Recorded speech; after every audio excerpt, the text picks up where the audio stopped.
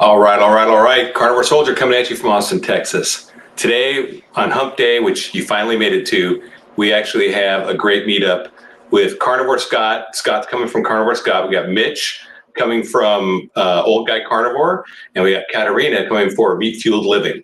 So strap in for a great ride. We got a lot of wisdom here, a lot of experience, and a lot of carnivore knowledge to talk about. So if you have your questions, make sure you see down in the banner, it says put QQQ so we can find those questions easier. And we're going to try to answer them as we go. But first, let me introduce the people here. I'm going to bring them in. First, I'm going to add Mitch and Katarina, and they can introduce themselves. And then Scott's running a little behind, but he'll be here. Hey, okay. All right. Good to see you. Hey, Larry, good to see you. Okay. So what we're going to start with is Mitch, I want you to just do a little introduction of yourself. And we'll go from there. So tell us about yourself, Mitch. I'm Mitch from Old Guy Carnivore, and 76 years old, I think, which might make me one of the oldest carnivore guys on YouTube. And that's why I started my channel. And I'm been doing it about as long as Larry. We've been 6-7 weeks at this. So we're both relatively new to the YouTube carnivore space. And while Larry offers his point of view from a veteran and soldier standpoint, I offer my point of view from an old guy. And I think it's doing well. I've got a quite a nice following now, mostly older people that want to change their lives and want to get healthy. And I'm glad to be helping them out. Now, when you say, real quick, when you say 6 or 7 weeks, you mean the YouTube portion, not your diet? No, I've been on the diet for 14 months now. I've been strict carnivore for 14 months. Okay, just want to clarify so people coming in didn't think you were just 6 weeks into your diet. No. Okay, great. Katarina, how about you? Why don't you go ahead and tell us about yourself? Well, I'm closer to the 6 weeks into the diet. I actually started in July and new to YouTube as well. I am over 50. We'll just leave it at that. And I am also a veteran. I'm a veteran of the U.S. Army. I spent a great deal of time as a whole food plant-based vegan, actually to the tune of about 13 years.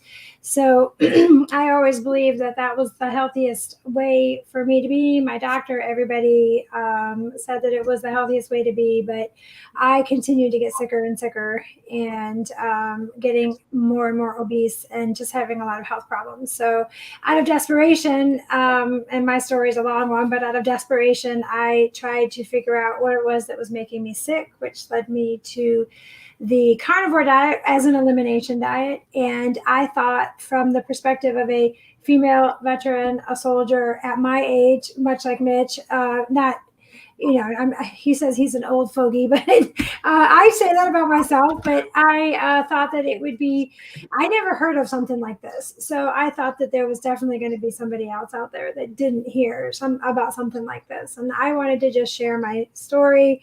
I am not a professional YouTuber by any means, and I'm a worse editor, but I'm trying to put it out there to put the knowledge out there so I can help somebody, I hope. Yeah, that's awesome. None of us here are medical professionals. This is not medical advice or anything. I just saw Scott post something saying he's lost. Scott, are you lost physically or lost trying to get into the stream? Please clarify. And if you're lost trying to get into the stream, I'm going to give you a hard time because you're an Air Force guy, and we all figured it out here in the Army side. So just gotta poke you. Okay, so we got some people coming in. I just want to say hi to some of these. Mr. Carnivore, hello from New Jersey. I just farted poo. Hello, people. Nice to see you. Yeah, that can happen on this diet. That's for sure. What a great handle. Yeah. Hey, RJ Lake's husband is 69 years old and has been on carnivore for 10 months and 11 months for you at 58. That is fantastic. Way to go. That's really cool. Okay, we have our first question. You guys take your turns if you want. Mitch, why don't you go first and handle this one? You're talking about the question from Vicky? Vicky, yeah, on the bottom there. Okay. Do you suggest doing the lion rather than carnivore if my main goal is weight loss? Well, there's a there's a lot of factors involved in that question, and since we don't know you, and we don't know how old you are, what medical conditions you might have, how much weight you really want to lose, what your previous diet has been, it's kind of hard to say. The lion diet is basically beef, salt, and water. And I don't even think when they defined it, they included eggs, bacon, chicken, fish, and some of the other stuff that is still pure carnivore, but not as limiting.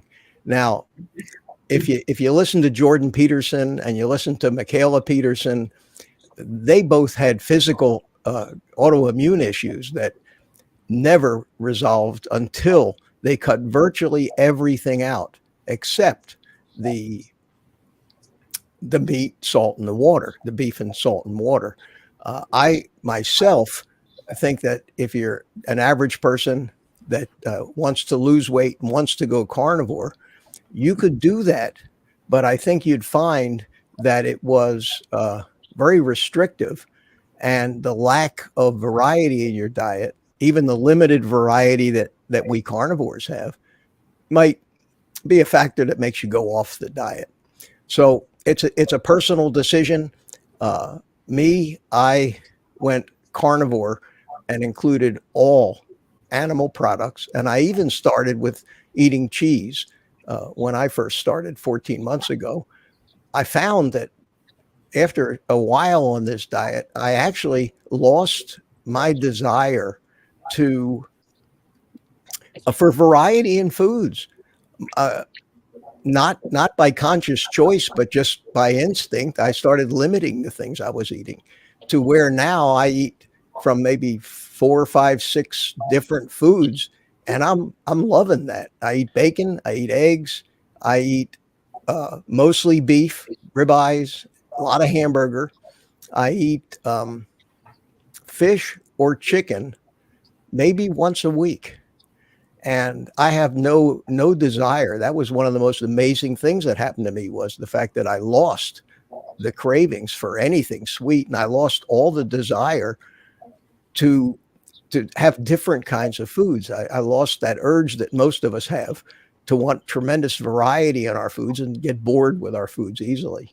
So in answer to your question, without going on for too long, you can start with it.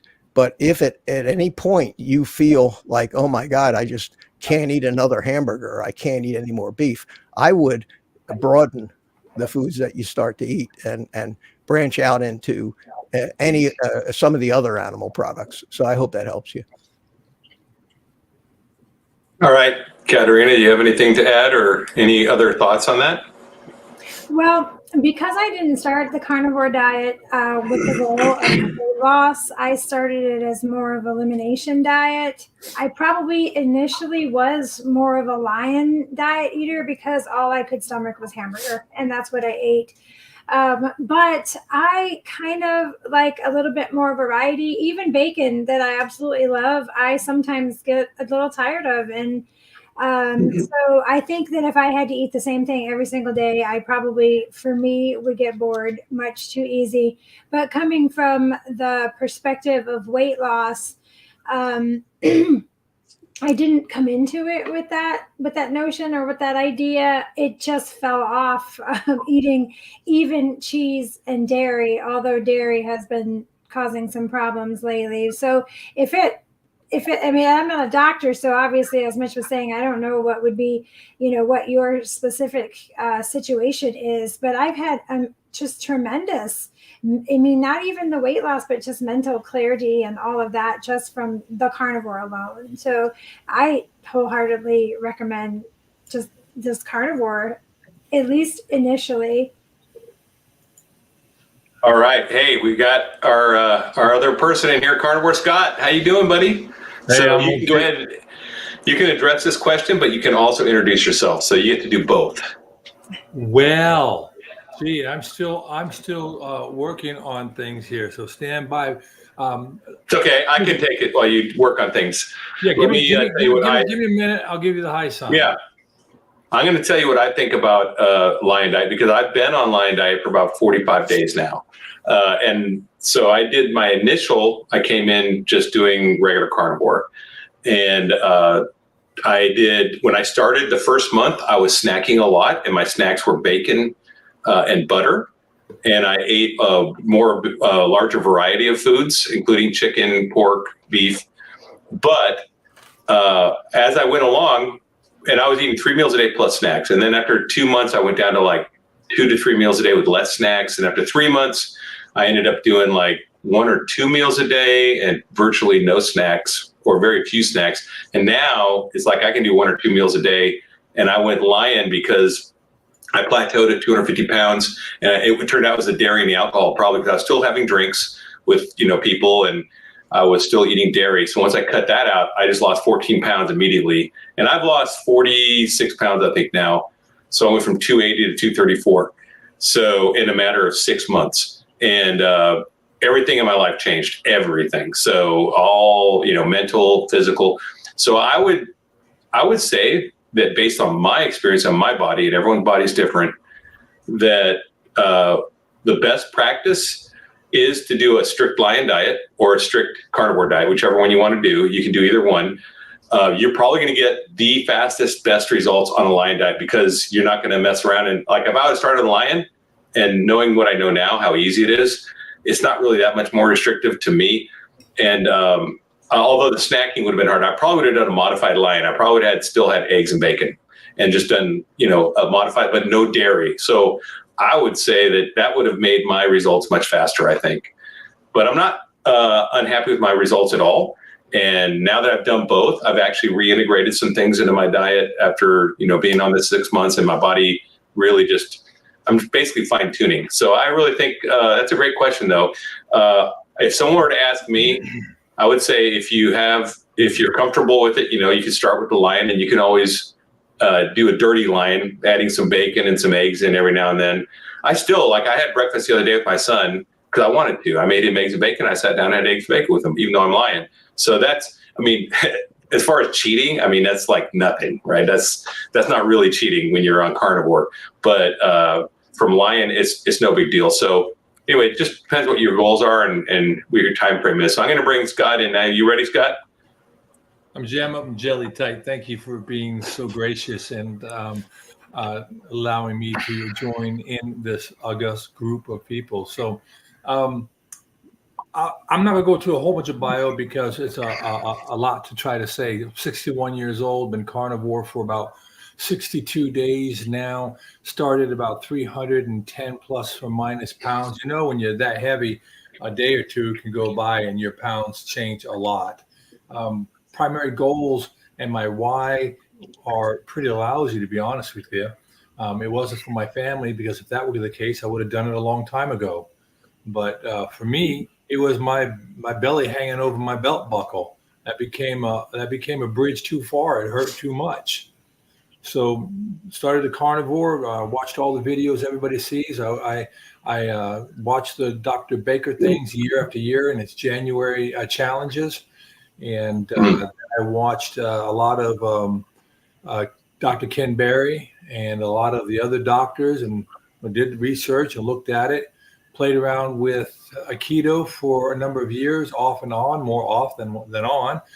And through it all, I came to the realization that I have a sugar problem. And I'm not just addicted to sugar in the classic sense of having that type of addiction, but for me, I'm addicted to sweet things. And that's my problem. So knowing that, armed with information and data, I'm a data type of guy, I went ahead and went in from a dirty keto point of view. That way I kind of alleviated some of the challenges that people would have, maybe going cold turkey into deep carnivore right away. And I'm down about 25 pounds. And that's nice. But the biggest thing is that I am I have a lot less inflammation, like people say. I'd like to say I have a little more clarity of mind. My wife would agree with that. And there I am on the journey and trying to, in the process of remodeling my body and my life, I'm trying to evangelize what we're doing here to everybody that I can. Yeah, makes sense. I think we all are. We think we've all had the light bulb go off and realize that. I mean, I had no intention ever to have a YouTube channel to do this, like to do. I mean, my YouTube channel is really just to share videos with friends and families and neighbors that were local. It's not like to reach out to people I never met. I'm sure you. Let me ask that: did any of you ever have intentions of doing a YouTube channel before the Carnivore Diet? Besides you, Mitch, because I know you did drones, but that was more of a hobby, right? As a passion thing. Oh, But yeah. have any of you guys, and feel free to go around, who wants to start first, but have any of you guys ever had the intention to do a YouTube channel like this, where you're trying to cast a large net and meet as many people as you can before carnivore? Okay, I'll start. All right. Tell me if any of you other guys have experienced what I have. Now, I listened to you on another YouTube video, Larry, and it seems as though everybody that you talked to welcomed your message with open arms from you. All your friends and your family, they all went carnivore, and their friends went carnivore. Well, I had exactly the opposite reaction. I want to tell everybody, and that seems to be something that happens when you discover this. It's like your Ponce de Leon. It's like you've discovered the fountain of youth, and you want to share it. And you want to tell everybody. Well, everybody that I met didn't want to hear it, and I would talk and talk and talk, and I'd get this deer in the headlights look, and then they were started to tell me, mind my own business. My doctor said this, and it got to be where when people saw me coming, they would turn and run the other way, because they say, listen, don't get this guy started on about food, because and I finally met up with a guy who was just downright nasty to me about it. It really hurt my feelings, and I'm trying to help him. He was a guy that has Crohn's disease, and there's no end to the people with IBD and Crohn's and ulcerative colitis that are actually putting it into remission with this diet. And the way he ranked me out for the nerve to talk to him about something that I couldn't know anything about, I made a decision at that point. I said, that's it. I keep, no more evangelist. I'm not going to do it. They're not interested. So I had this drone YouTube channel, and I said, I want to tell people about this. I want to tell them what it did for me. So I said, let me reactivate my drone YouTube channel and change the name to Old Guy Carnivore. And that's why I did the YouTube thing. I had, like no intention of going on and being yet another carnivore guy on YouTube. Yeah, my dad is in his late 70s, early 80s, actually 79. And I tried to share it with him after being on it for 6 weeks, and I saw amazing results. And he would not listen at all. So maybe it's a generational thing. I don't know. And that's why I'm hoping maybe I can steer him towards your direction, because you're more of his generation, right? Thanks. Maybe he'll be, well, maybe he'll connect. But I mean, that's the thing. I can't connect with him. He will not listen to me. But maybe if he sees people that are in his generation doing it, then maybe that'll be the connection he needs. So, all right, who else wants to take this one? Go ahead, Mitch. You had something to say? No, go ahead. Who else wants to take this? I can tell you that I definitely had no intentions of starting a channel where I'm standing in my sport bra and biker shorts and showing the entire world what I look like. It is humiliating to me and embarrassing, but it's also my story and it's my journey. And I know there's other people that are going through it.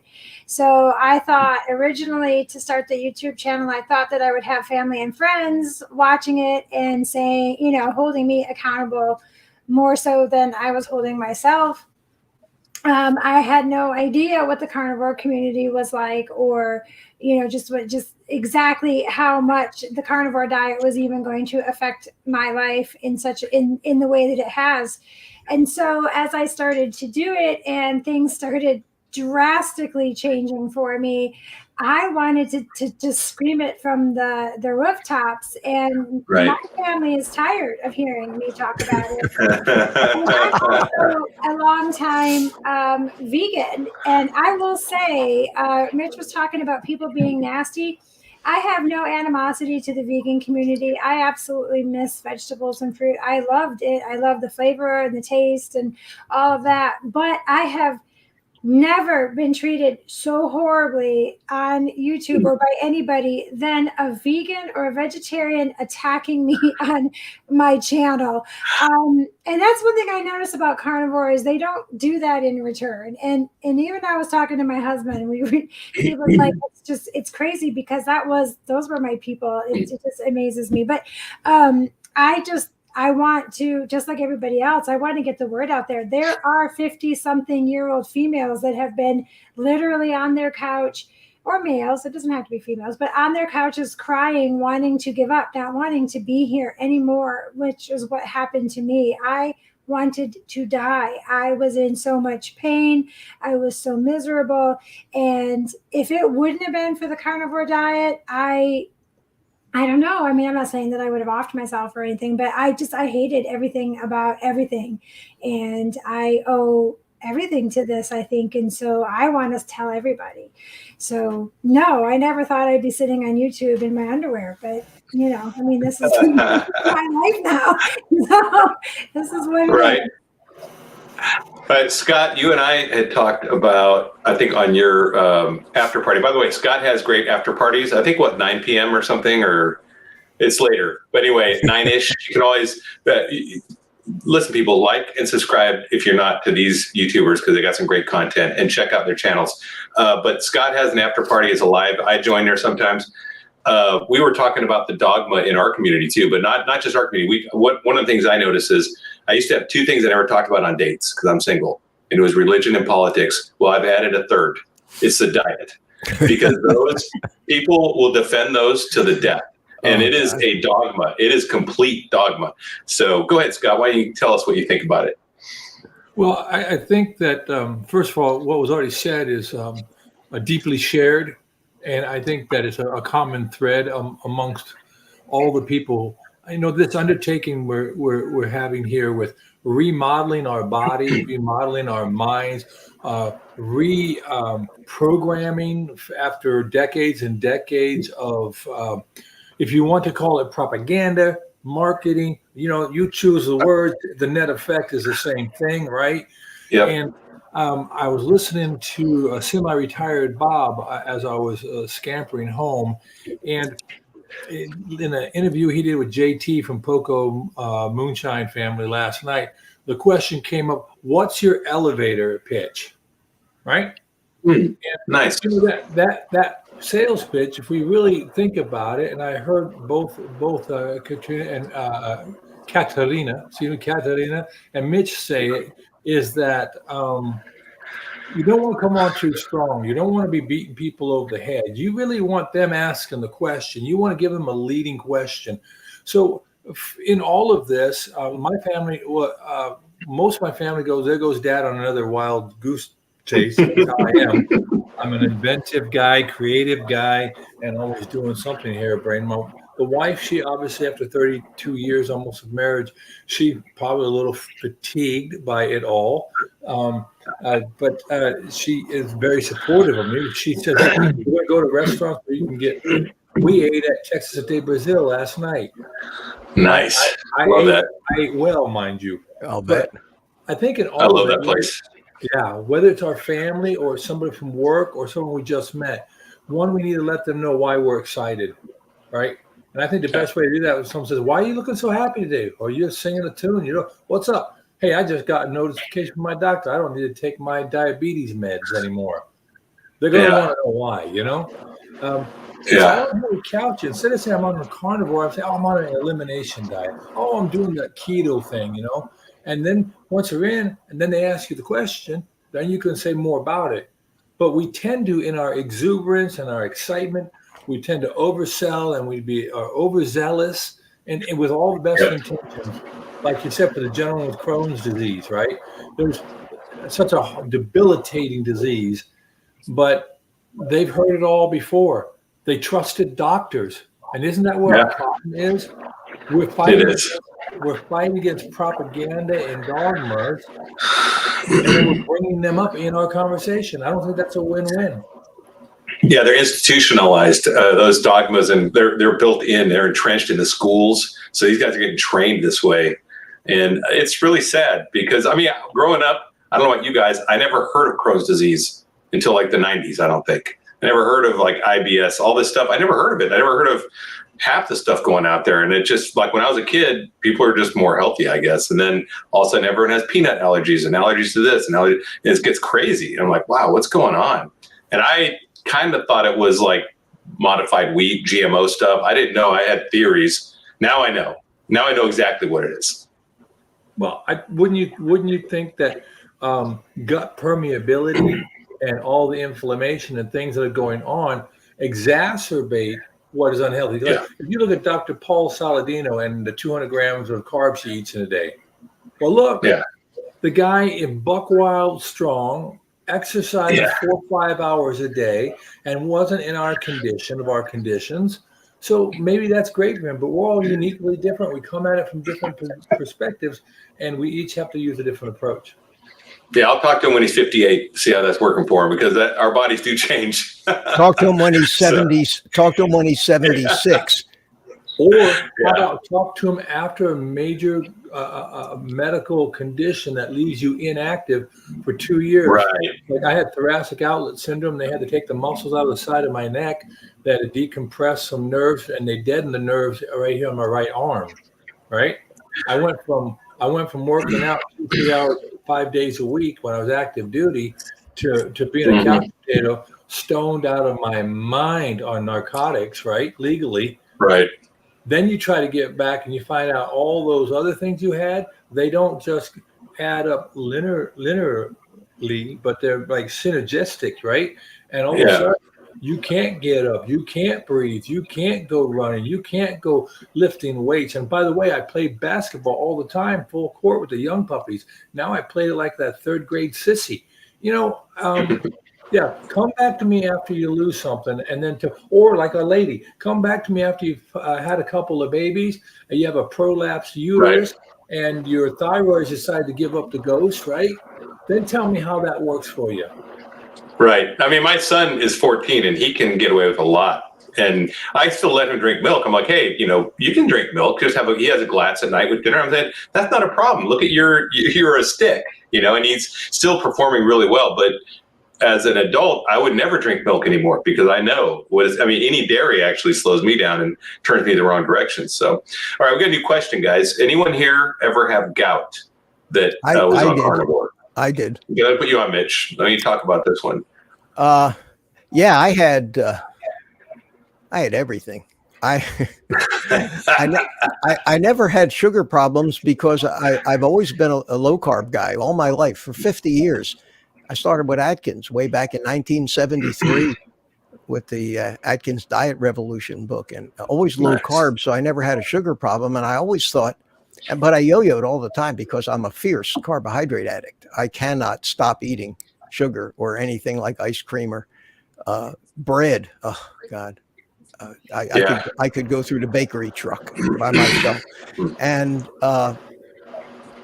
but I was always relatively healthy. They always told me I was healthy. And then as I started to get into my 40s and my 50s, little things started going wrong. And then when I got into my 60s, everything hit me. I had kidney stones. I was hospitalized twice because I couldn't pass a kidney stone. And you talk about pain. I think that's right up there with childbirth. I had rheumatoid arthritis that would flare up in every joint in my body. And at times I couldn't tie my shoes. It hurt so bad. I had, because they would do some imaging on my kidneys to see where the kidney stones were doing. I had 8 kidney stones at one time that were in there. One of them was over a centimeter big. And The good news about most of those is they weren't moving around, but they were still in there. And every 6 months, I'd go to the VA and I'd have a CT scan of my kidneys. Right. But when they scan your kidneys, they also see everything else that's in the neighborhood around the kidneys. So, and me, as curious as I am, I would, you can go, if you're a VA person, you can go online and you can get all your medical records, all the radiology reports, everything. And I'm reading these things and I see mild to moderate fatty liver disease. I said, what the hell is fatty liver disease? And all kinds of other things. I had eczema all over my elbows and all over my arms. I had, it was crazy. And I said, geez, I'm in my 60s and I'm falling apart already. And I'm still dieting, low carb, still trying to do keto. And I was generally successful. I'd lose the weight. And then I'd get to the weight I wanted to, and then I'd reward myself. Well, I'm here now. I can just have a little bit of ice cream. I'm just going to have a little bit, or maybe a little bit of fruit. And 8 months later, I'm 50 pounds heavier again, and up and down all my life. And finally, 14 months ago, I said, this is absurd. I'm getting to the age right now where if I don't really get off of this roller coaster, I'm going to have a very, very painful and miserable old age. And I did the carnivore thing, and God, I mean, the reason I'm here to talk about it, everything just turned around. I have no kidney stones anymore. They all dissolved and went away. I have no arthritis anymore. I have no back pain anymore. I go to the gym 3 to 4 days a week now, work out like a young kid. I'm putting on muscle that I never had in my entire life, because I was never an athlete. I was always the fat kid. I was always, the kid working the projector. I was never on any sports teams.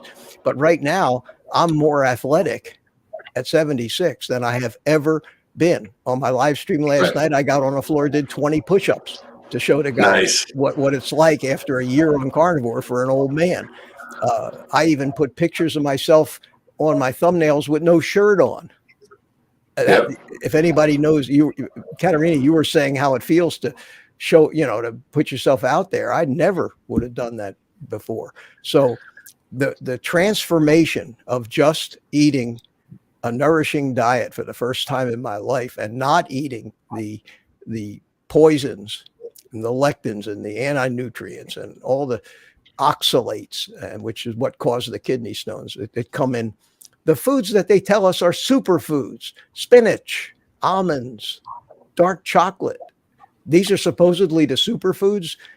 They're the highest oxalate foods on the planet. So it's the absurdity of the advice that they're giving makes us angry.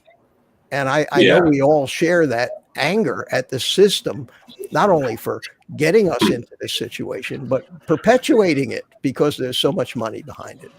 So, so your gout was cleared up. Oh, we talked about gout. That's right. Listen, I'm old. I forget. That's a great excuse. Once you get older, man, you can use that anywhere. Oh, sorry, officer, but I'm old. My gout was so painful in my big toe on my left foot. It would keep me up all night long. I couldn't sleep. It hurt so bad. I couldn't walk on it. I haven't had a flare up or any indication of gout since 2 weeks into the carnivore diet. It's everything. Everything is just gone. It's crazy. It's absolutely crazy. And some people do have flare-ups during the carnivore diet. I know that because I've listened to some guys that have. I think intentional carnivore, Sean did one flare-up during his journey, but he lost like 200 pounds, right? He lost a whole other person. And I think Dr. Berry does have a video, and I would recommend on gout and carnivore or low-carb diet. So that's what I would check out. Anyone else have anyone want to chime in on that? That has experience with gout? I can't talk about it. I don't have any. I had a little bit of gout, and again, and it's kind of funny you mentioned in my left big toe, and I used to laugh at people who talk about gout and who would talk about having plantar fasciitis. Oh God, yeah, that's painful. Until I got it right, nothing like getting humbled that way. But the gout, for me, it was when I was eating too much rich food. I like cheese, right? And I get into a cheese board a little too heavy because I thought I'm doing the keto type thing, Yeah. animal product. And next thing you know, I mean, I'm rolling around in the bed going, my big toe is not supposed to have feeling. And I mean, not bad feeling, not good feeling. It's supposed to be a toe. And all of a sudden I've got pain. I'm just laying in there. Now I'm really tall at 6'5". So Wow. my feet hang off the Wow. bed. Yeah. Right? This got me feel short. So Yeah. I'm used to my feet hanging off the bed, and then I got to get used to the blanket pressure. My ankles are really bad. I broke my left ankle one time in 4 places, and I broke my right ankle and lots of sprains. So the weight of the blanket sometimes bothers me. So I'm kind of in a conundrum. I can't fit on the bed, and I going to drape off the bed, and so the blanket gets me. But I found that the gout condition doesn't seem to be a big issue for me, and I'm happy for it. Yeah, I've got a bad ankle too, and the blankets hurt my ankle sometimes. I injured mine, got dinged up in the Army. So no, everyone asked me, like, were you a paratrooper? I'm like, no, unfortunately it wasn't that cool. But I don't have a cool story like that, but it still hurts just as bad as I was, I have what's called vet bod, which is a lot like dad bod, but a lot more pain in the ankles and knees and back. I tell people all the time, when you go out to look for a car and you go to a used car lot and you're looking at a car maybe 2 years old, 3 years old, and then you go and you look at the odometer and if the odometer has 150,000 miles, it's only 3 years old. And you say, the car looks great, but it has a lot of miles on it. So you're going to be replacing seals.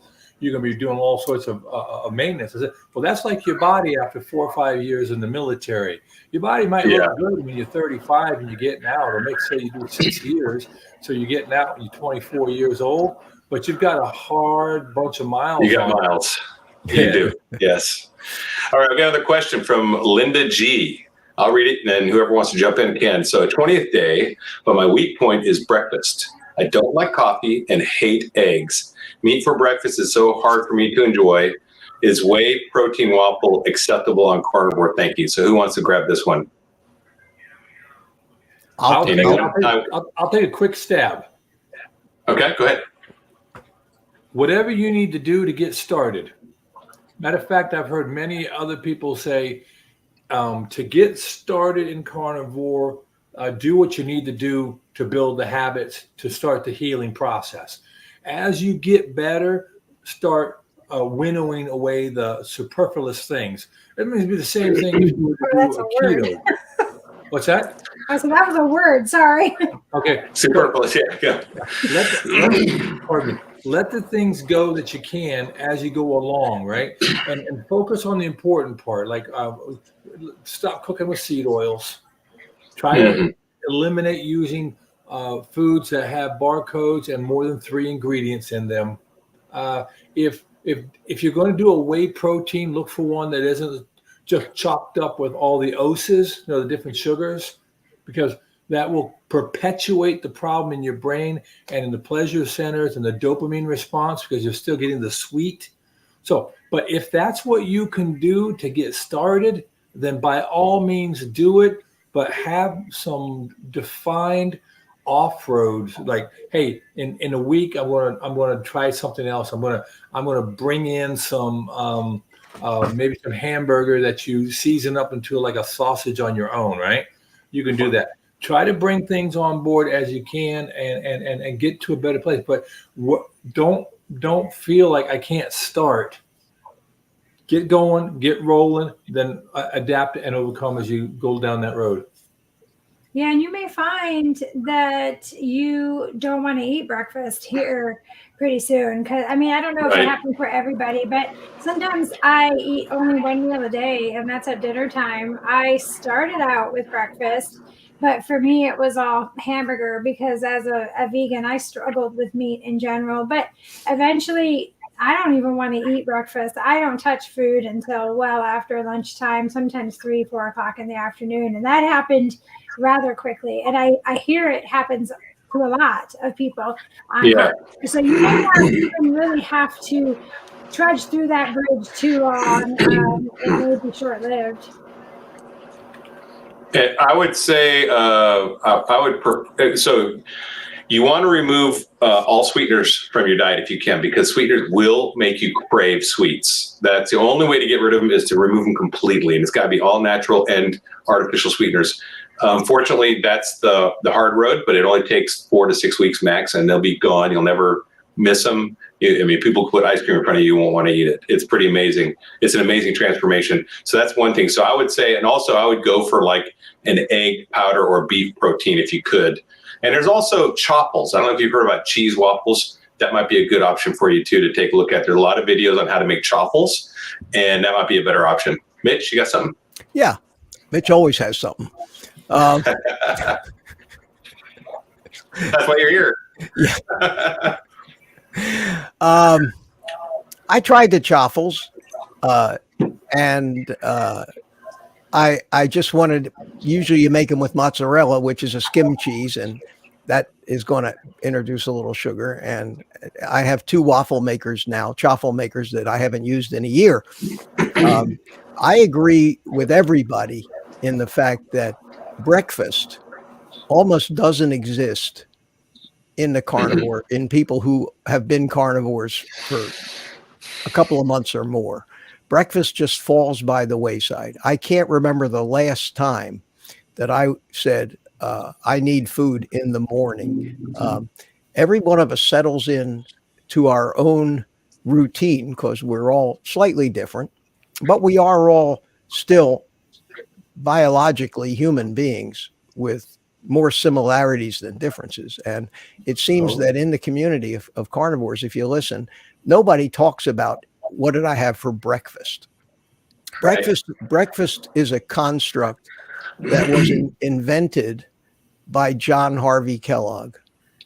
And you know, if you study in the carnivore space for a while and you study the history of where all of this ridiculous advice that the doctors and everybody else gives these days about nutrition comes from, you'll find out that John Harvey Kellogg in the late 1800s and the early 1900s was a major player with his sanitarium in Battle Creek, Michigan, and his invention of cornflakes and breakfast cereals. He's the guy that coined the phrase, breakfast is the most important meal of the day. That came from John Harvey Kellogg and his brother. Marketing. So, yeah, it's all marketing. Yeah. It's all marketing. All marketing.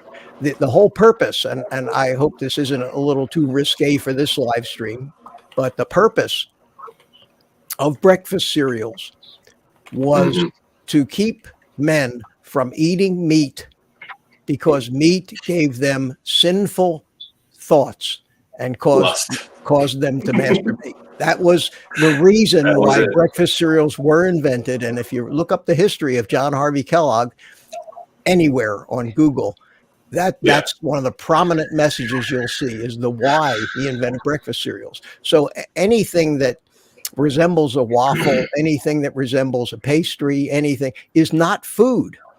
Even if it's made with whey protein, it has to have other ingredients. So what people do is they mix all kinds of other things in with these waffles.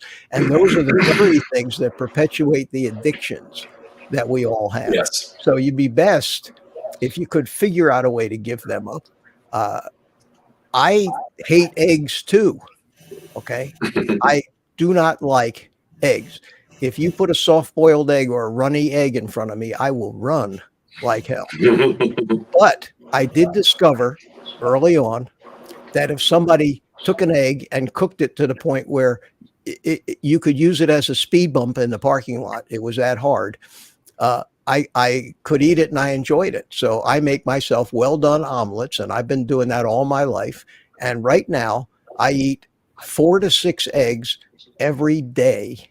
I eat a half a pound of bacon every day, and I eat a pound or a pound and a half of beef every day. And that's all I eat, with an occasional chicken or fish thrown in once a week. But that's my diet.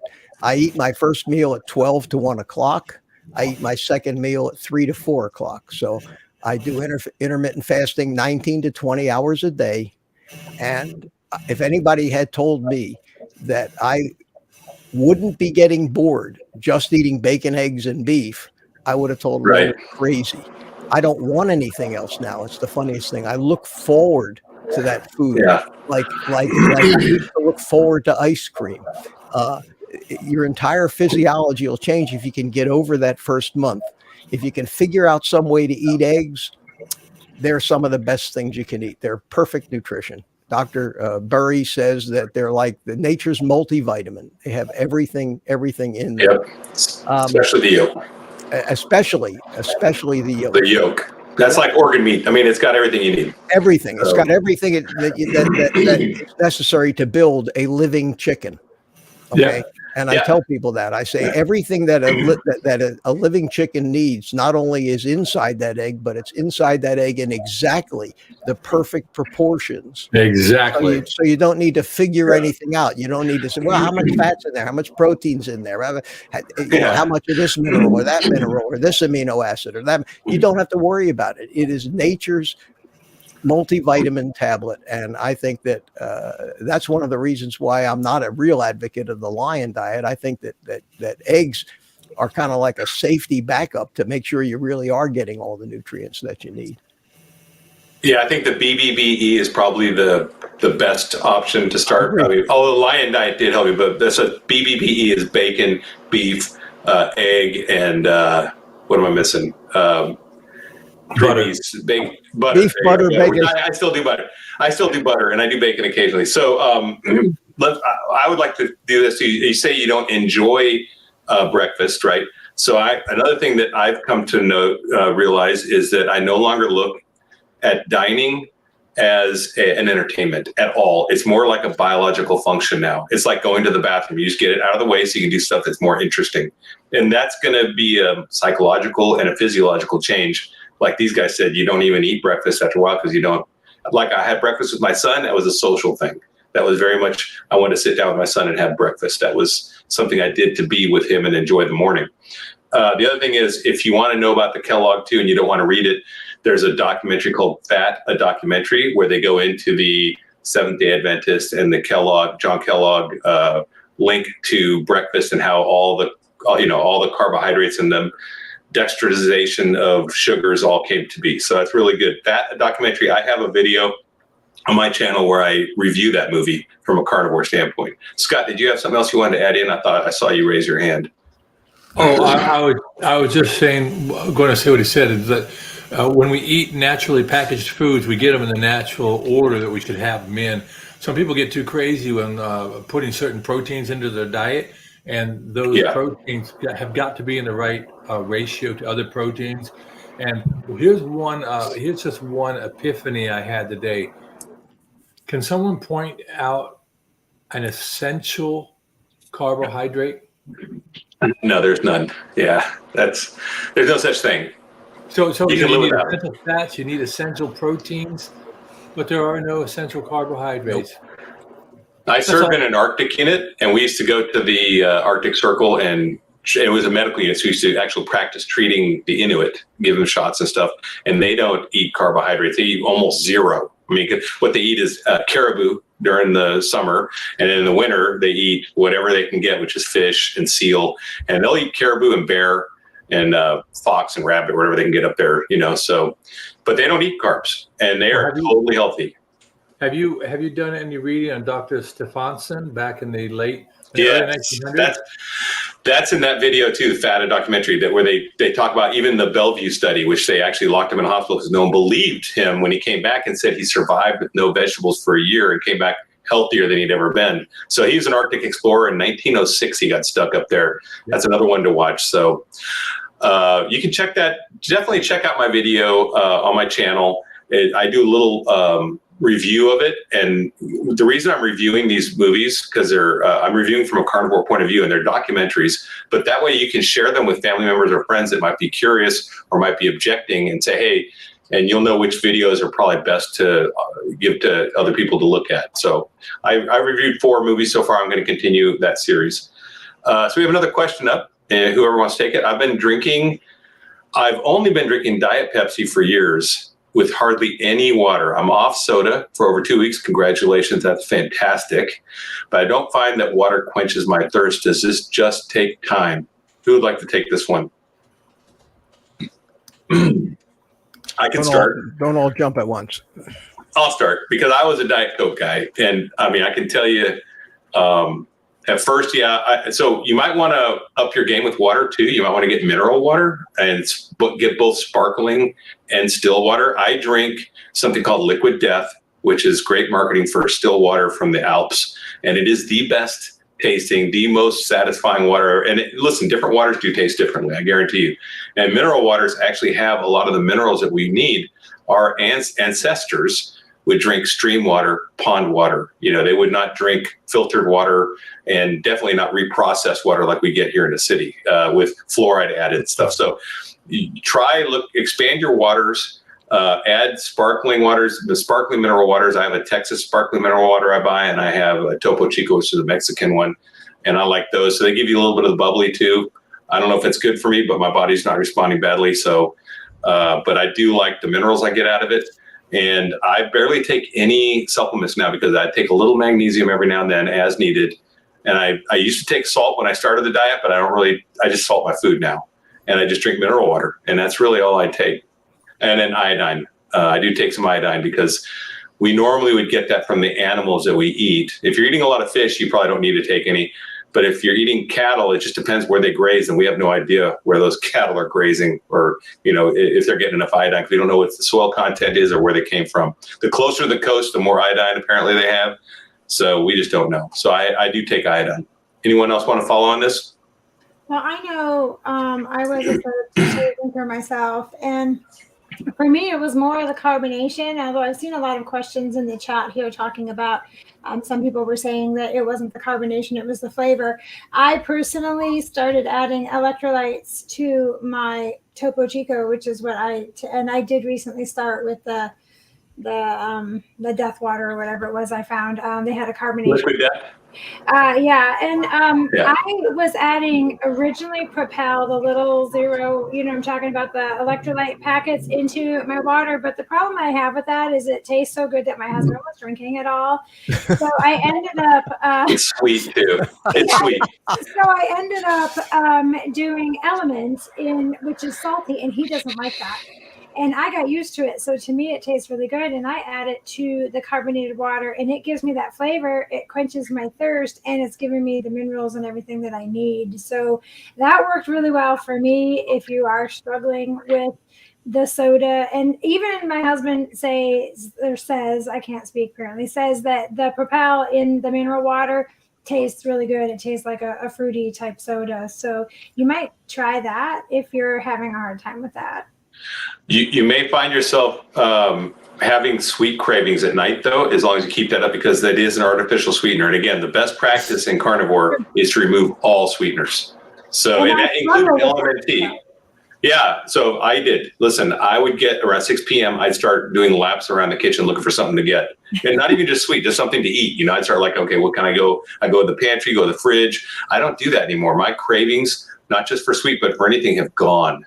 And that I attribute to cutting out all sweeteners, sugar and artificial. Yeah, if you're an addict, if you're a carb addict like that, the artificial sweeteners are a downfall. Now, I'll use myself as an example here.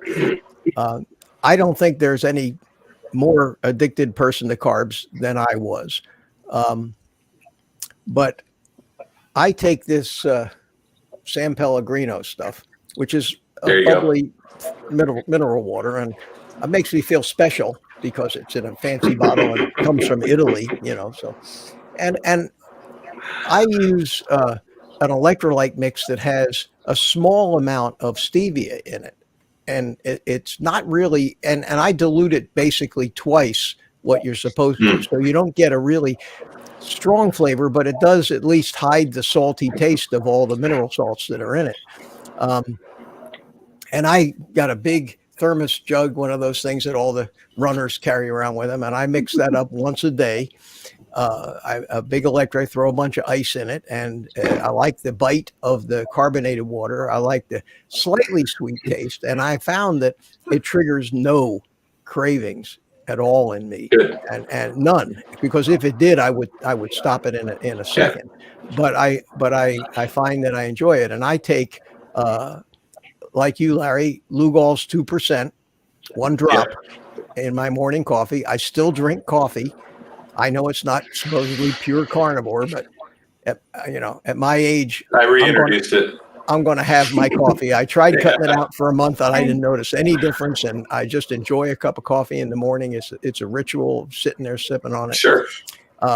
And I take, we're all military, so we all kind of do that. So and like you, I take about 400 milligrams of magnesium every day. Yeah. And one scoop of the electrolyte powder in my water and the iodine, and that's it.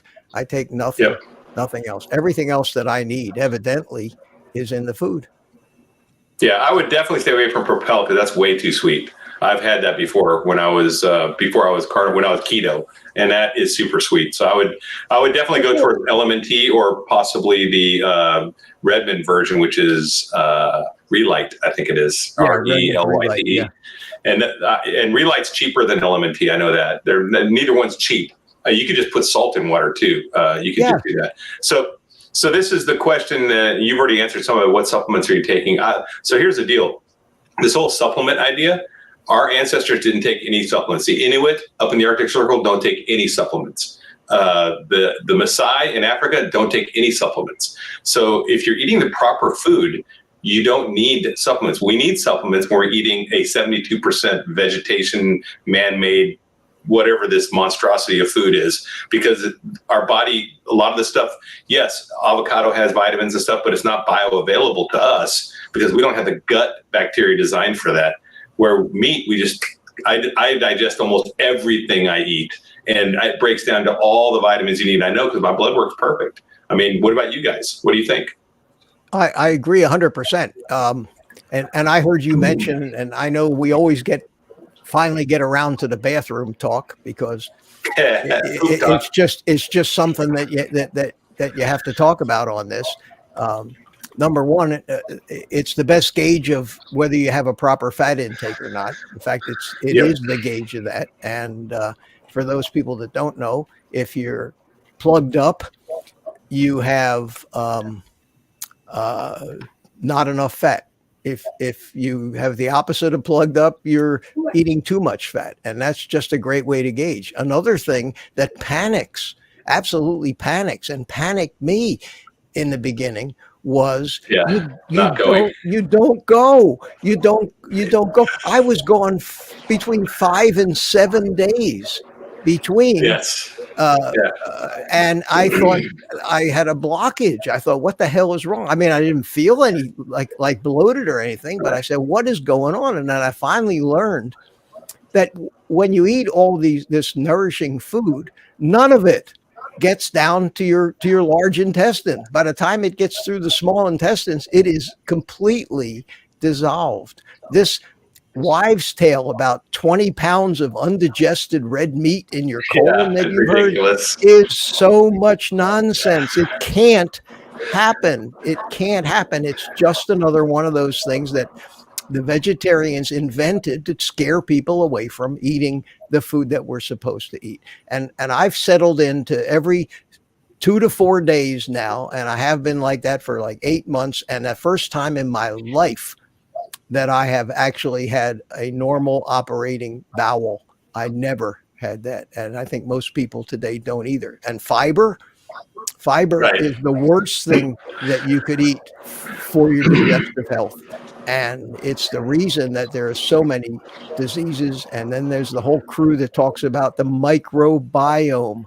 If you just eat the right foods, your microbiome will balance itself out and you'll have exactly the bacteria down there that you need to do the job that they need to do. They're right, but it happens to be the right meat. The right food is meat. And if you do that, then they're correct. That's Absolutely. A true statement if you actually eat the right food. Okay, we've got a question for Katerina. How's it going on the weight loss? There's a story. There's a video that I have to post because I derailed myself slightly because of dairy. But I'm going to love 30 pounds now in the month a little over a month that I've been doing it. And fantastic. Again, I have a video that I actually was trying to edit, and it whooped my butt. So I'm still working on that. But I started dairy more than I should have, and I started having reoccurring migraines and bloating and just horribleness, and it stalled my weight loss as well. So that stuff's got to go for sure. Unfortunately, I was hoping that it would be okay for me, but it wasn't. So. It's a work in progress. I didn't do the carnivore diet to lose weight. It just happens to be happening. And I mean, I'm still pretty happy with 30 pounds in a month. So I have another 60 to go though. So, stay tuned because it's got to go. I'm evicting Nice. soon. So we've got about 120 guests right now. So between 118 and 120. So we're really rocking. It's great. And Carnivore Backwoods just joined and said hi and gave us a 99-cent. He says, "Oh yeah." So we got a little bumper sticker. I got a sticker. Question for Mitch.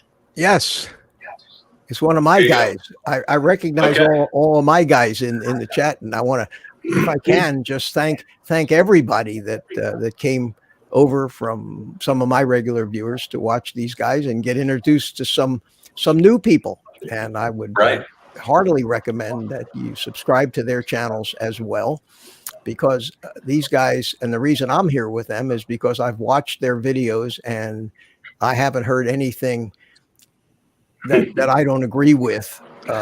And not that that's a necessity that they agree with me, but some people out there are spouting some stuff that's just dangerous to hear. And I certainly don't want to lend anything to a live stream like that, but these guys put out good stuff, and if I can go so far as to endorse something, I'll do that. Desanya is one of my guys. I'm doing a roast tomorrow and going to try to I'll become Martha Stewart, Larry. I know. I see you. I watch you. I'm like pretty good in the kitchen, bro. I'm trying to talk to these people about the biology and the history of why this is the thing to do, and all they want to do is see me flip hamburgers. I'm doing a roast tomorrow and going to try a reverse sear like you demoed tomorrow. Wish me luck. For the host will follow you as well. There you go. And the other guy. Great. The other guy's Scott. Yeah, Carnivore Scott. Yeah. So I actually have a smoked reverse sear steak recipe, not a roast, but it's a steak. And that's where I learned this from Cooper's Barbecue in Llano, Texas, where you smoke a steak till it gets up to about 100 degrees, and then you do a reverse sear on it. And it's amazing. So just might want to try that. You can check my video on my channel. We got another question or another statement here about you, Mitch. Another one. I love them all. Old Guy Carnival is the example. This is awesome. They're using you as an example. Oh, great. Well, that's the main reason that I thought there might be a place for me on YouTube, believe it or not.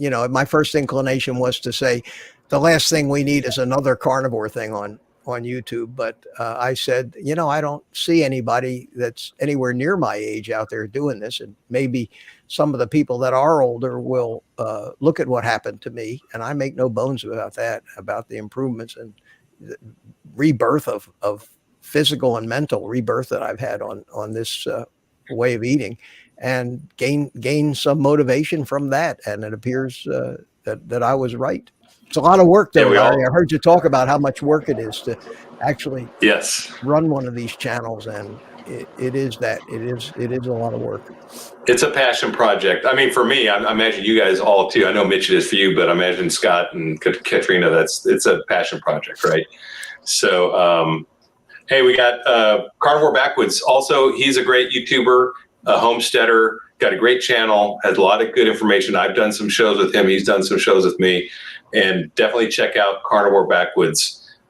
He's a pretty cool dude and knowledgeable. Okay, we got Arthur Franzarello. Hey, that's my boy, like Fonz. Yeah. Can I say one? I want to say one. I want to say one thing that was very encouraging to me. As you all know, most of the people in our space know about this little kerfuffle we had with Dr. Berg and the Yes. The thoughts about the fact that the carnivores are being systematically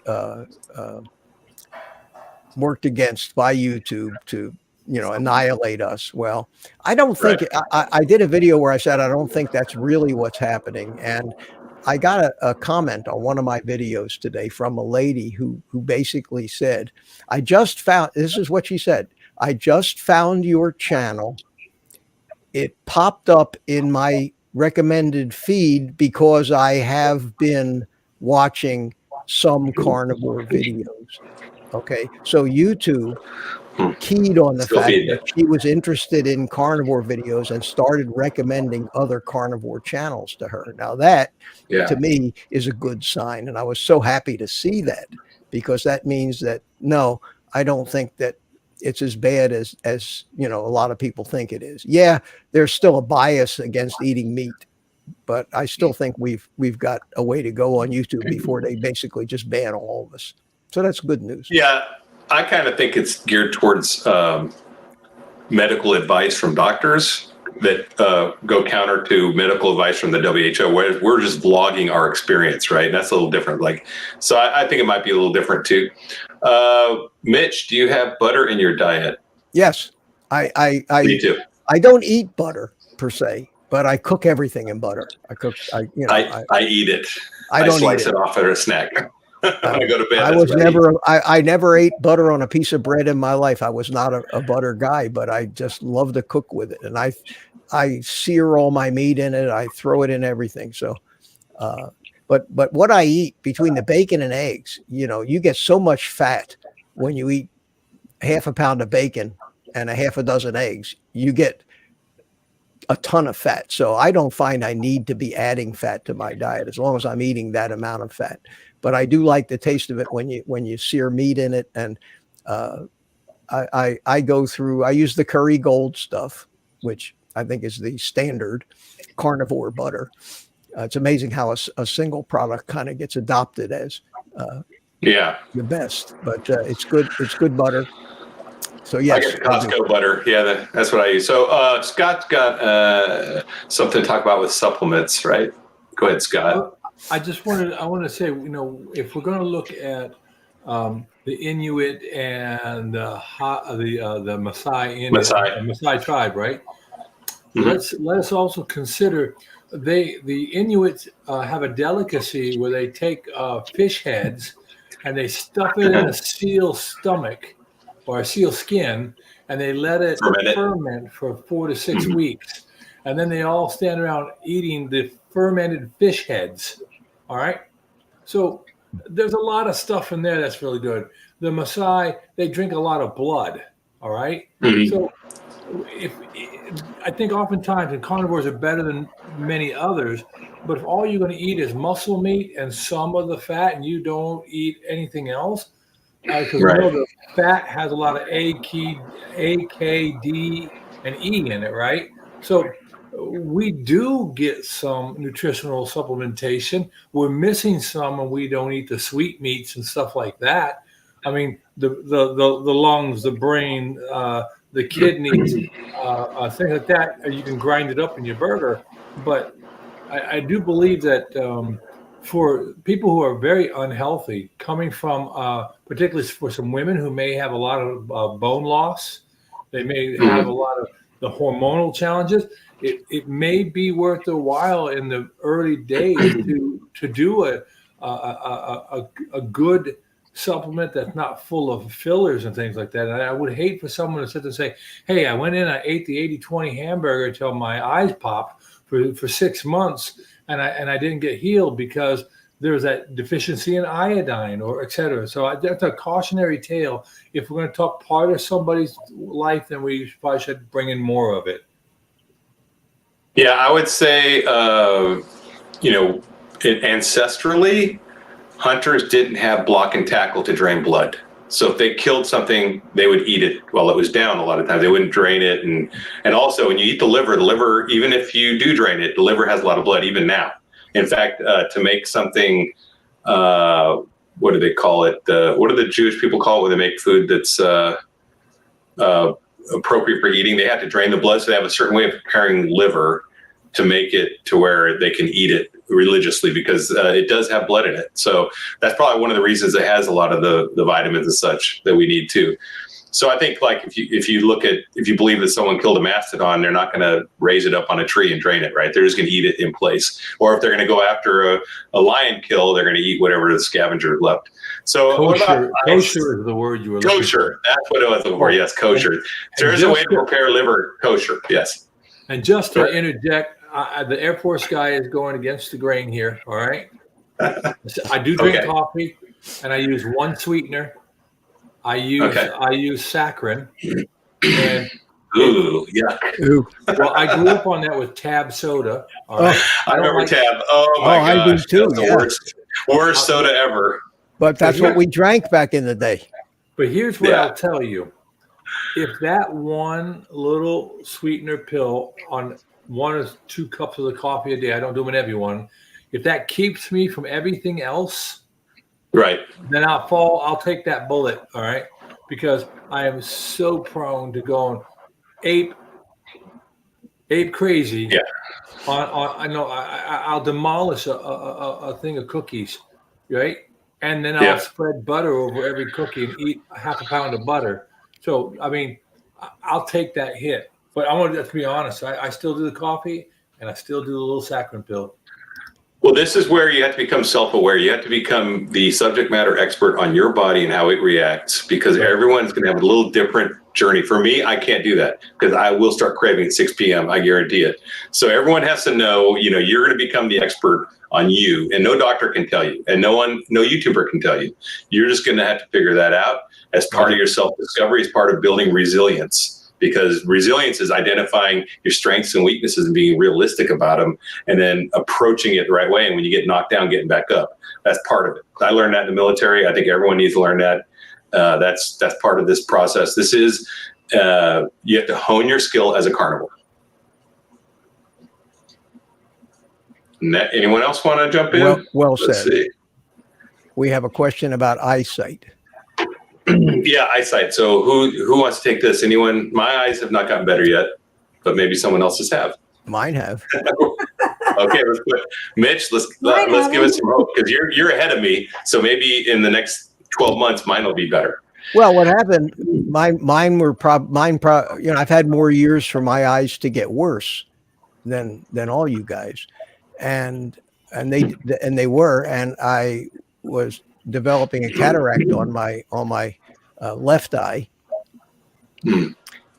but that's clearing up actually, and the cataract really screws with your prescription, and I got new glasses earlier this year, and I had eye floaters, and they've pretty much gone away. I miss my little friends that used to come visit me, but they're pretty well gone. And I found when I got my last prescription that it was actually weaker than the one previous.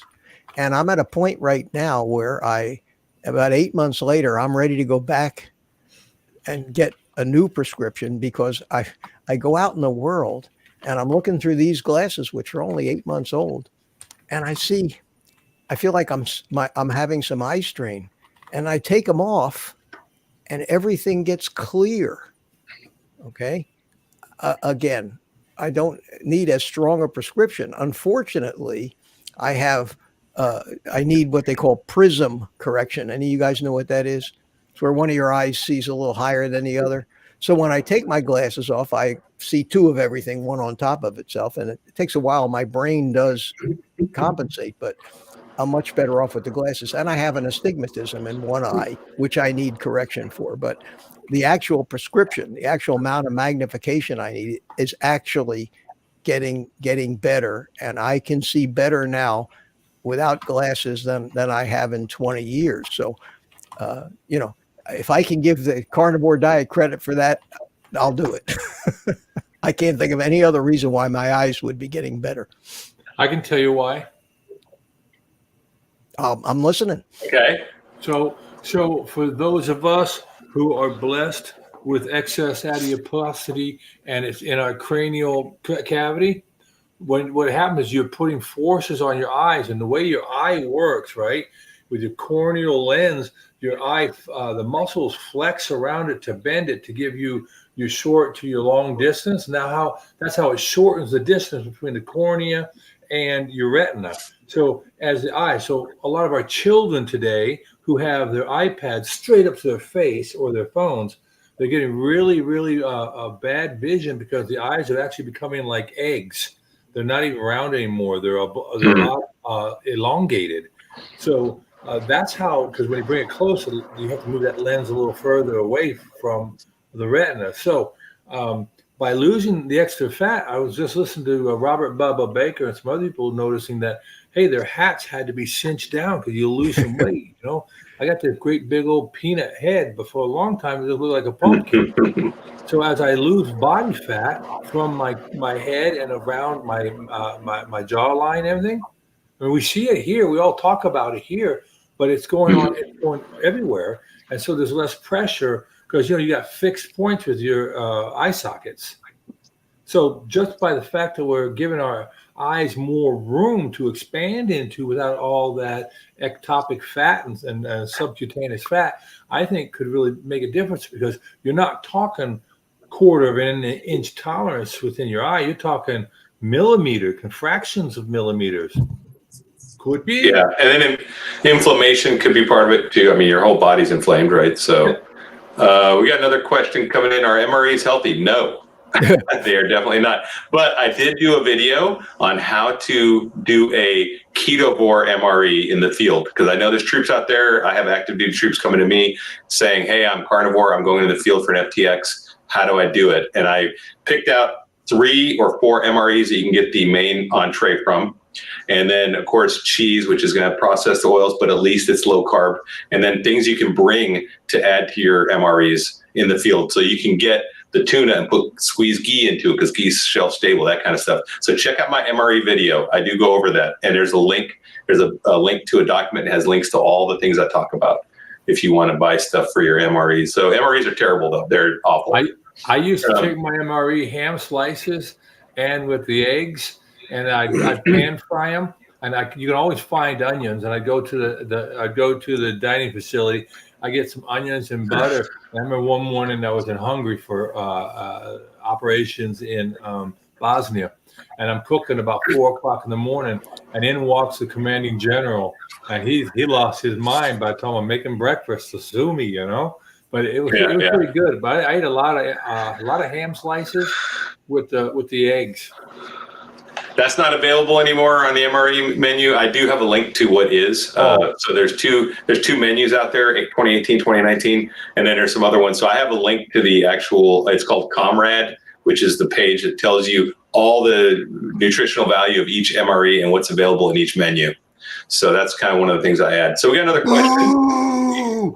Anyone can take this. I ate sea rats when I was a kid, so I know what those are. I know C-Rats. Okay, today is 2 weeks away from my 90 days. My A1C was 5.8 when I started on July 7th. It is now 6.0. I don't understand why I'm not better. Wow. All right, I'll jump in here. Go ahead. Okay. That's not uncommon. I've heard a lot, especially watching Dr. Burry's live streams. I've heard that question asked many, many, many times, and there's an explanation running around in the carnivore community that comes from, I think it's Ben Bickman or Paul Mason or one of these really genius researchers and doctors that truly understand that stuff. And I've heard people that disagree with it, but here's what they're saying. They're saying, if you understand what A1C is how much sugar has glommed itself on to your red blood cells. And it's a way of gauging what your average blood sugar is. In other words, if your blood sugar spends more time higher, then more sugar molecules will actually attach themselves to the red cells. And since they know that the lifespan of a red blood cell is 2 to 3 months, they can tell by measuring the amount of sugar attached to the red cells pretty much what your average blood sugar was over the last 2 to 3 months. And because your blood sugar fluctuates by the second, and a lot of times when you take these blood tests, if you took the same blood test 10 minutes later, it would come out wildly different, because all of these things, especially lipids, are always in flux. Your body's always regulating the flow of this, that, and the other thing. So what happens when you start to get healthy is your blood cells don't die as quick. They live longer, okay? If your blood cells live longer, they have more time to be exposed to whatever sugar you have in your blood, and therefore they'll have more sugar glommed onto them when they take the measurement. So the measurement is based on the average lifespan of a red blood cell. But apparently, according to some of these rocket scientists that we have, blood cells can live 20% longer. And in that case, the A1C is going to be higher. If it was me, I wouldn't worry about that difference. If it went from 5.8 to 13, I'd say, holy cow, what's wrong? And in that case, it would probably be a bad test. They had something wrong with the test.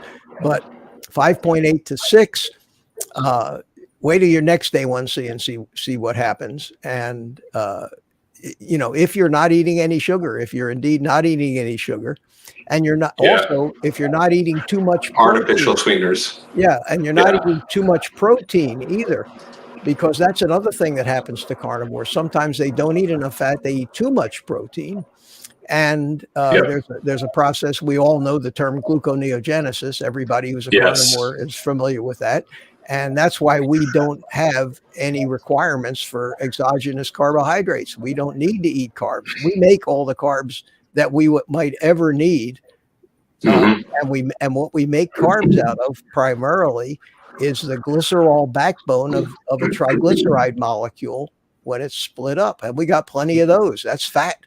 So we take the glycerol, which is like sugar. We take the glycerol backbone that holds the 3 fat molecules and makes a triglyceride, and that's stripped off and it goes into the liver, and the liver converts it to glucose, and we get all the glucose we need. But if you're eating too much protein, your own body could generate too much sugar and effectively raise your A1C. So that's the I don't want to say non-technical answer, but that's hopefully to make you feel better and not worry too much about it, and wait and see what your next blood test is. But look, are you losing weight? Do you feel better?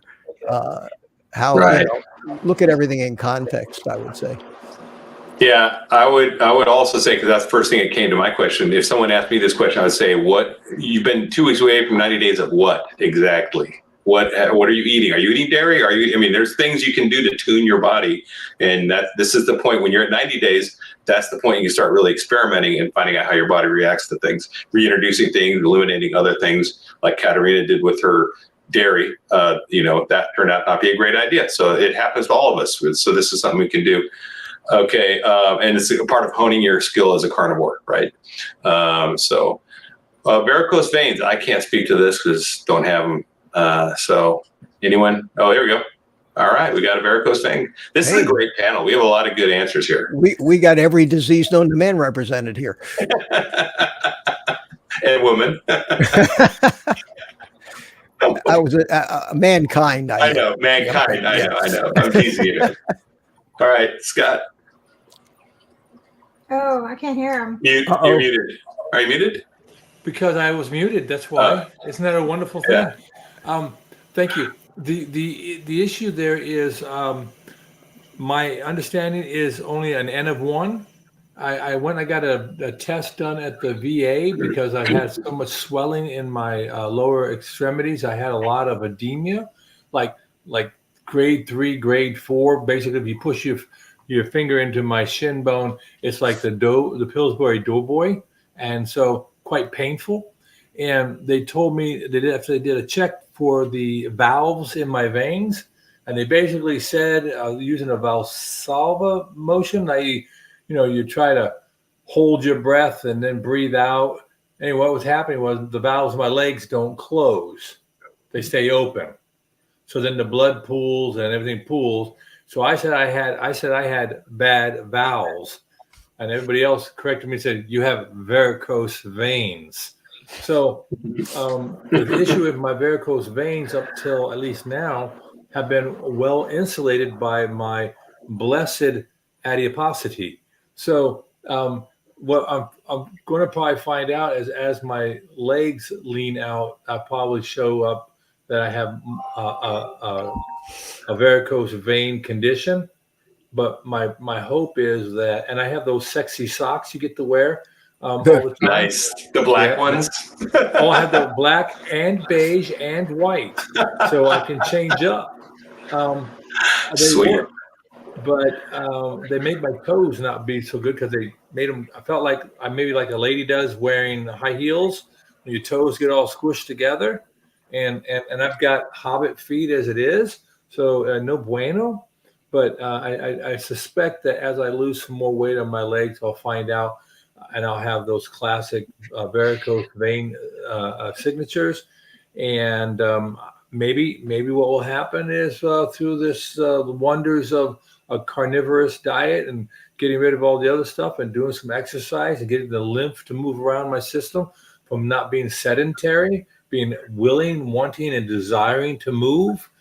Maybe that we'll see some resolution, but I do have a baseline of some testing, I guess, what they use, like ultrasound testing. So at least I'll have a baseline to say, hey, well, I might have, but I don't now. All right, next one's for me. Larry, how many miles do you walk? Or how long time-wise do you walk? I do miles with your weighted vest. And in case you don't know, I have a weighted vest that I had for when I was active duty.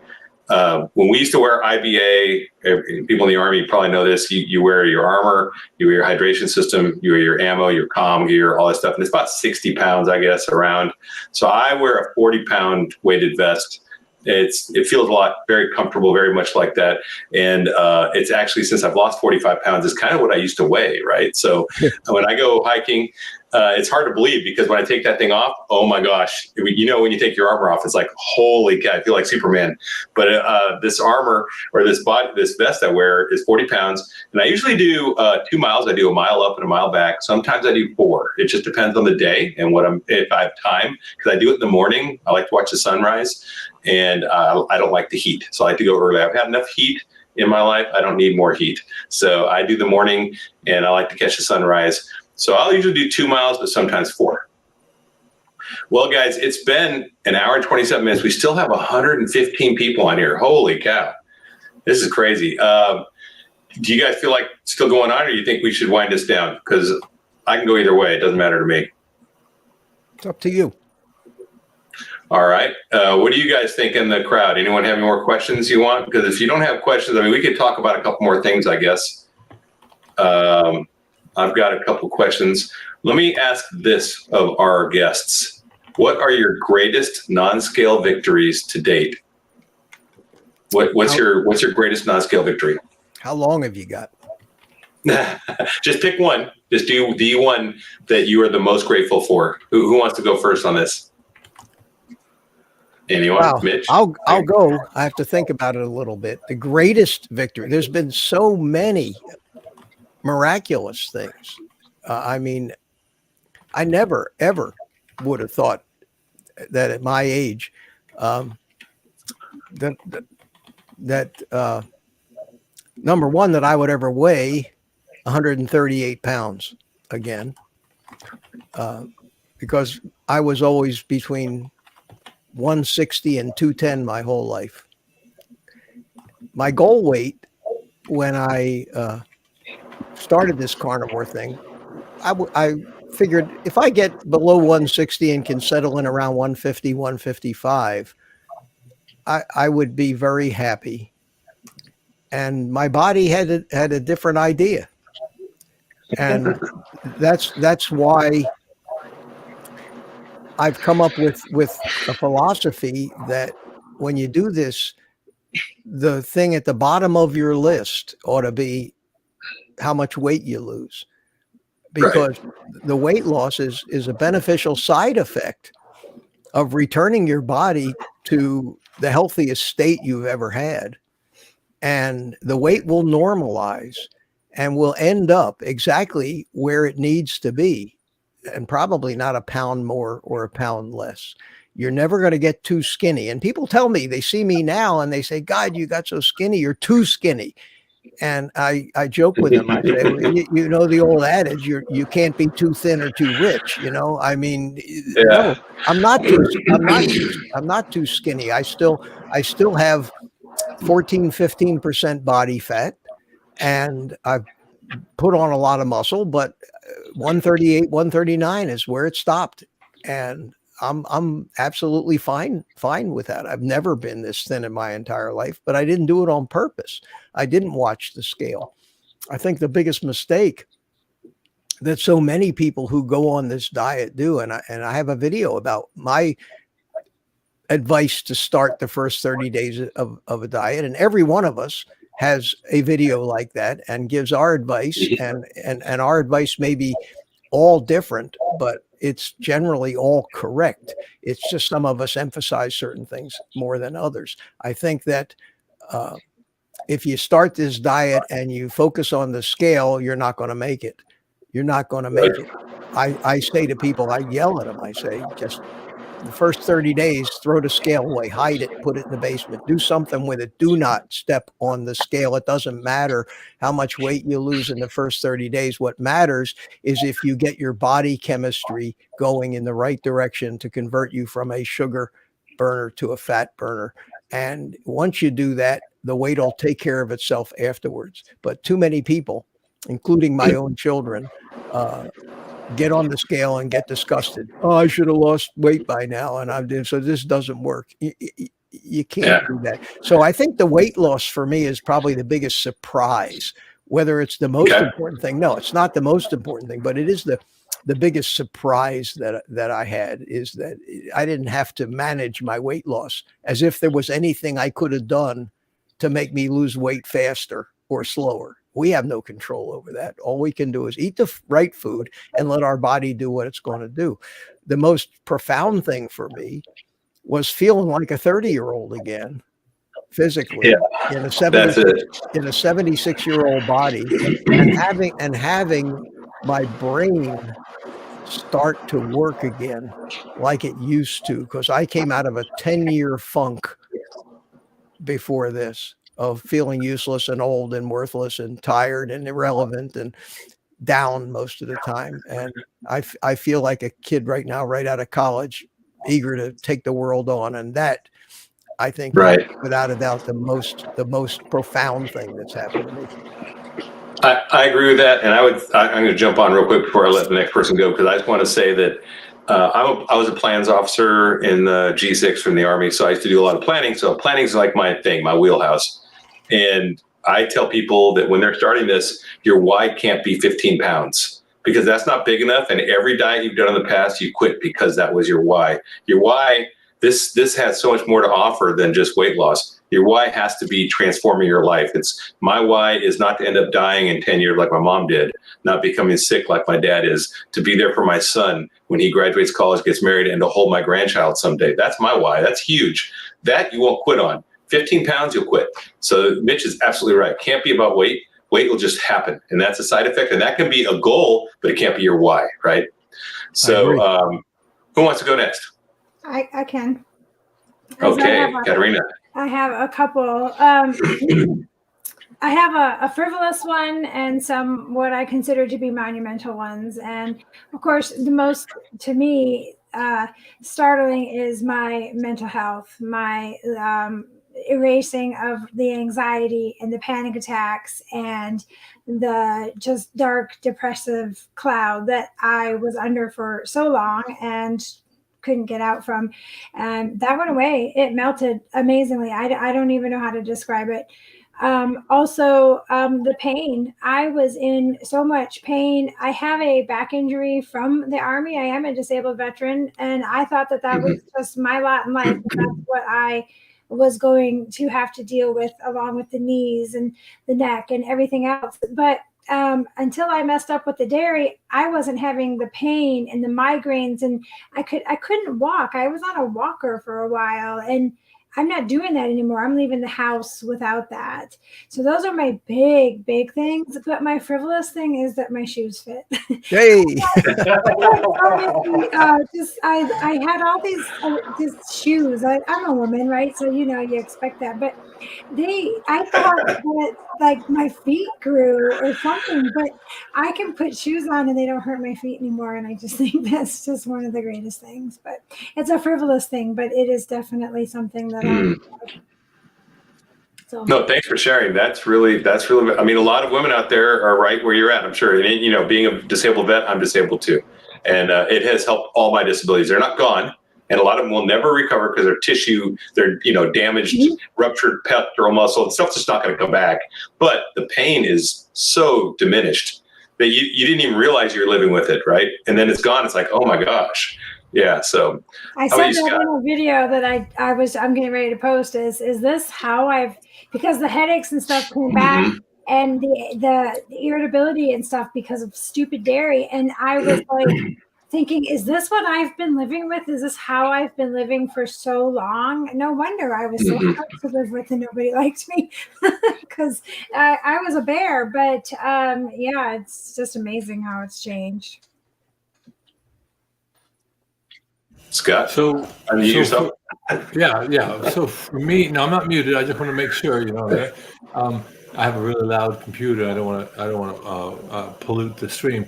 My non-scale victory, I guess, it's like everybody else. It falls in a couple different areas, but to sum them up is I have my favorite belt I wear for when I go out working around the house. I'm here in Alabama. It gets hot. You got to wear a belt and it gets wet. And anyway, as long as I'm on my last hole on that belt, and so that's really good. And my pants will fall down if I don't have my belt on. So and remember how I told you my belt buckle was a big motivator, right?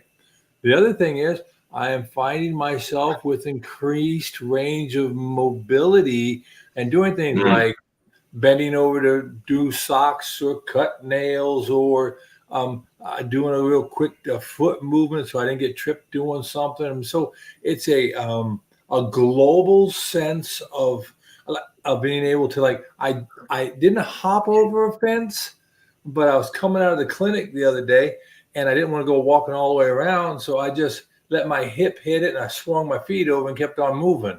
I kind of came up sideways, flipped over, kept on walking, not flip, but just brought the legs over and kept on moving, didn't miss a beat. I was like, Because, when we're a kid, when we're younger, even in all the battle route and you're hopping and going and doing things. And now I'm like, I can't come down a ladder, but I come down ladders very carefully.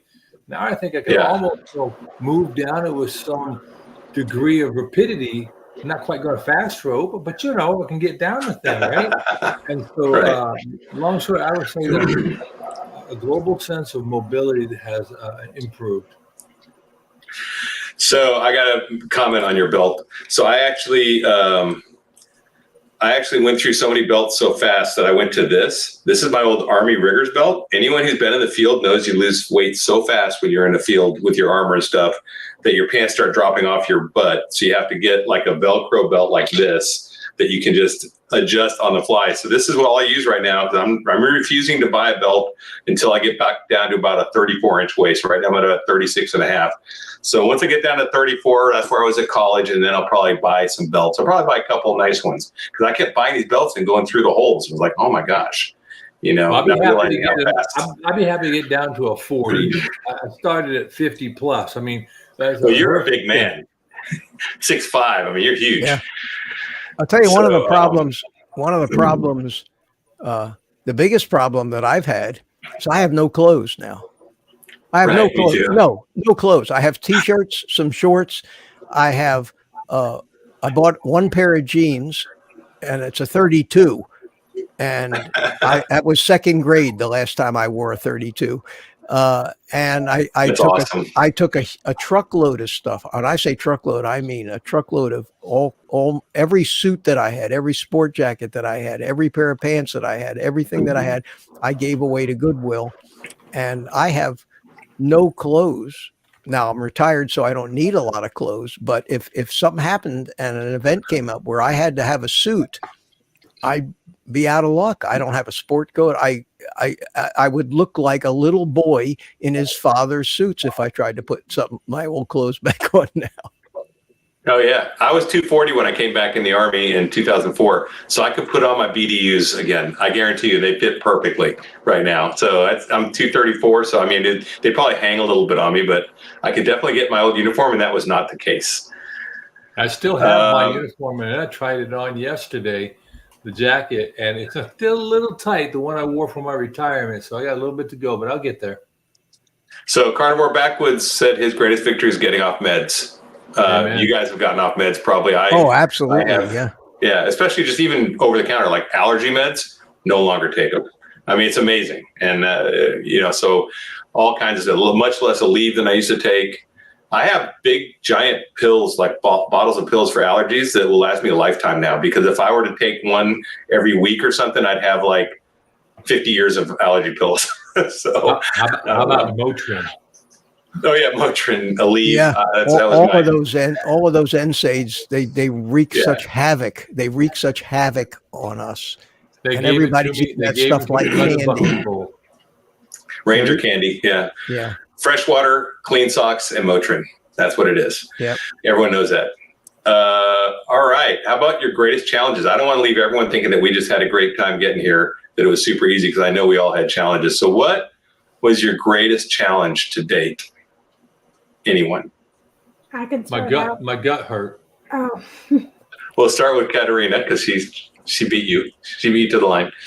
Well, coming from a whole food plant-based diet, the whole first 2 weeks that I was on the carnivore diet, I spent in the bathroom, and it was like having a colonoscopy prep. It was pretty bad. So that was really big for me. I already suffered from IBS, and that just made it much, much worse. And then I really struggled, and still struggling, with a sugar addiction. And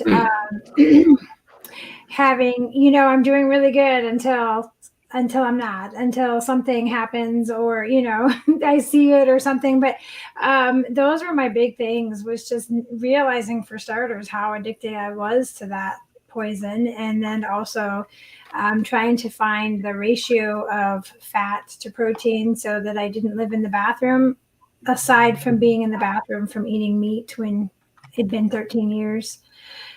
So that was hard for me to get that ratio, because I think it was Mitch that was saying, if you eat too much fat, you're in the bathroom. If you eat too little, you're in the bathroom, or, you're not going to the bathroom. If you have dairy, you're going to the bathroom. So that was my real struggle for the first 2 weeks.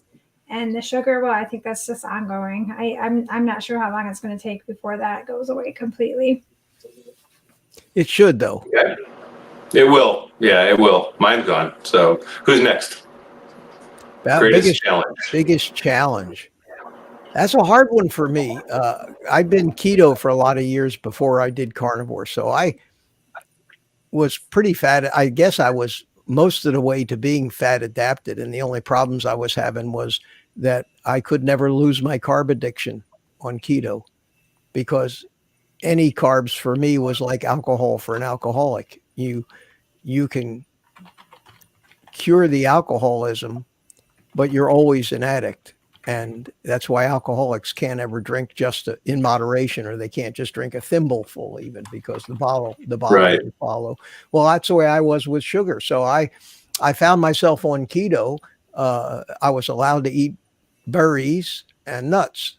Okay. So I, of course, figured out how to consume 3 pounds of blueberries in one day, because that was okay. I started out, I'd buy a big 3-pound bag of frozen blueberries, and I had a little glass custard cup. You know what those are? Those little Pyrex custard cups. I have them. Yeah. And I would buy, and I'd go home with a 3-pound bag of blueberries and a bag of pecans or walnuts. And I'd say, I'm going to allow myself 1 cup a day. And I would eat 1 cup, and the next thing I knew, the 3-pound bag was gone. and I had made 30 trips back and forth to the freezer. So that's when I finally said to myself, you're doing okay. You're becoming adapted to this, but every time you even eat anything that has carbs in it, you're off the wagon. So I didn't have not a single issue that a keto flu or bathroom problems or any of that stuff at all. I just started eating meat and the rest is history. So I can't really, I haven't had the greatest challenge for me was, I guess, just that first step of saying, and that's something that people don't realize. We all make decisions in life. I know that I have, where you obligate yourself to something. It's like buying a car with a 6-year car loan. You're all excited when you buy the car, and then pretty soon it hits you that, holy cow, I got to be making these payments for the next 6 years. Well, when you go into carnivore, most people don't think this is maybe the last pizza I will ever eat in my life. Maybe this is the last piece of bread that I will ever eat in my entire life. Maybe this is the last piece of fruit I will ever eat in my entire life. And the thought, if you really stop to think about that, it would probably scare everybody away. It's probably a good thing they don't think about it. But I think about it now when I look back at the stuff I used to eat, and I've come to terms with that in my mind that no, I am never going to eat that stuff, not once, not ever again for my entire life. And it's okay now. And that's a tremendous place to be, where you can not feel that you're unable to have something that you really want. You know the feeling? You guys all know it if you've been on this a while. You just don't want it anymore. You don't want it anymore. You don't want it anymore. So that'll happen to you if you manage to stick to it. And you got to stick to it. It took me a year. It took me a full year where I finally got to this place where I am now. So it's so worth it. It is so worth it.